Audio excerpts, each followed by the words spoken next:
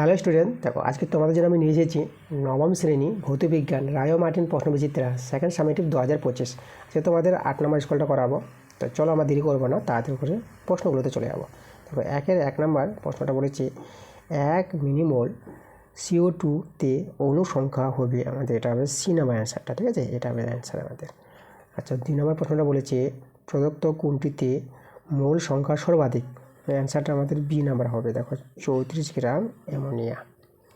3 নম্বর দেখো 3 নম্বর প্রশ্নের অ্যান্সারটা তোমরা লিখে নেবা, এই যে বি, এটা 10 হবে।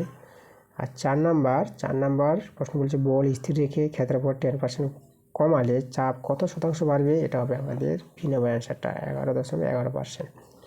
আচ্ছা 5 দাগের প্রশ্ন দেখো বলছে প্রদত্ত কোনটিতে দ্রাবতা উষ্ণতা বৃদ্ধিতে কমে, ঠিক আছে? দ্রাবতা উষ্ণতা বৃদ্ধিতে কমে যায়, তাই না? উষ্ণতা বৃদ্ধিতে দ্রাবতা কমে যায়, সেটা হবে আমাদের কোনটি এরকম পদার্থ আছে, সেটা বি নাম্বার অ্যান্সারটা হবে যে আমাদের CaOH2 হোল 2, ঠিক আছে? OH whole 2।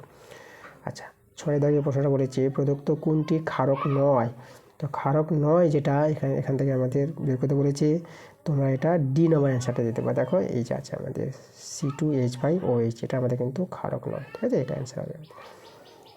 7 নম্বরটা প্রশ্ন বলেছে জলীয় দ্রবণে H+ আয়ন থাকে, ঠিক আছে? আমাদের অ্যান্সারটা এটা পাওয়া সি নাম্বার অ্যান্সারটা, এই যে সি নাম্বার অ্যান্সারটা হবে। 8 দাগের যে প্রশ্নের অ্যান্সারটা 8 নম্বর প্রশ্নের অ্যান্সারটা তোমরা এ নাম্বারটা দিয়ে দেবা, ঠিক আছে? এটা হবে আমাদের অ্যান্সার। চলে যাবো আমরা 2 প্রশ্নগুলোতে। দেখো 1 নম্বর যে প্রশ্নটা বলেছে এই যে কোনো যৌগের ভর ও গ্রাম আণবিক ভর যথাক্রমে mg এবং mg হলে যৌগটির মোল সংখ্যা কত হবে, তোমরা অ্যান্সারটা লিখবা।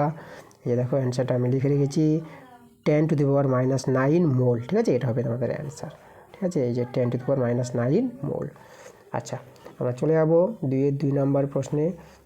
2 নম্বরটা আমাদের বলেছে, দেখো 2 নম্বরটা আমাদের কী বলছে, পূর্ণ দৃঢ় বস্তুর ইয়ং গুণাঙ্ক কত, এটা আমাদের জানতে চেয়েছে। এটা তোমরা লিখবা অসীম, ঠিক আছে? এটা হবে অসীম। আর 2 অথবা যেটা প্রশ্নটা বলেছে, দেখো 2 অথবা আমাদের বলছে পীড়ন ও বিকৃতির মধ্যে কোনটি অধিকতর মৌলিক, তো অ্যান্সারটা লিখবা পীড়ন, ঠিক আছে? পীড়ন অ্যান্সার হবে।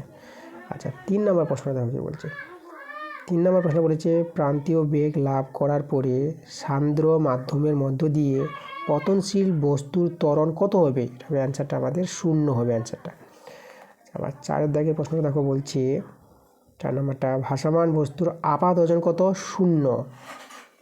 5 নম্বর প্রশ্নটা দেখো বলছে তরল দ্রাবকে কোনো কঠিন দ্রাব্যের দ্রাব্যতার ওপর চাপের প্রভাব কি, তোমরা দেখো অ্যান্সার এভাবে লিখবা। দেখো অ্যান্সারটা আমি লিখে রেখেছি, তোমরা লিখবা অ্যান্সারটা চাপের পরিবর্তনে কঠিন দ্রাব্যের দ্রাব্যতা অপরিবর্তিত থাকে, ঠিক আছে? এটা অ্যান্সার লিখবা। চলে আবার আমরা পরের প্রশ্নে। আমাদের বলেছে এখানে অয়েল অফ, ঠিক আছে, এই যে ভিট্রিয়ল কাকে বলে, তাহলে এখানে তোমার অ্যান্সারটা লিখবা H2SO4কে, ঠিক আছে? এটা অ্যান্সার হবে।